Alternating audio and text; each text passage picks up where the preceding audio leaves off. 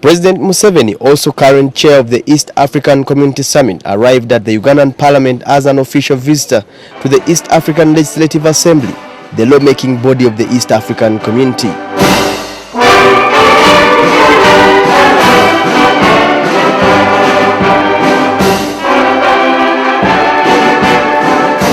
In his address, President Museveni highlighted the need for Africa to address the internal weaknesses. Like we use the opportunities created by the worldwide anti-colonial movement to regain our freedom.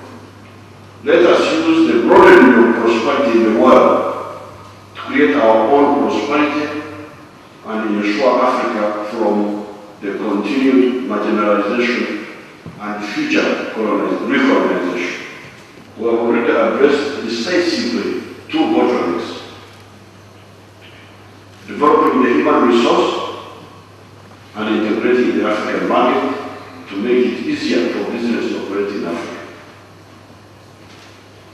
That's why we have revived the East African community, created COMESA, and are working for the creation of the African woman market. We are at last moving forward. He urged regional legislators to sensitize East Africans and push for better integration of the East African community. But if you become prophets to preach the gospel of East Africa, you find that in the end you have a very big influence. So this is your first task. Museveni also promised to support EALA's endeavors to set up a Kiswahili Commission for East Africa. Speaker of the Ugandan Parliament, Rebecca Kadaga, called on EALA to fast-track the removal of non-tariff barriers. But I would like to remind you about some subtle issues that are the problem of the integration, and these are the non-tariff barriers which are pervasive and hinder the prospects of our federation. I call upon the Legislative Assembly to address the need to implement the Convention of Transit of Goods to Landlocked Countries. This has not been implemented at the advantage of our people, and I want to appeal to you that we in the hinterland would like this convention strictly observed.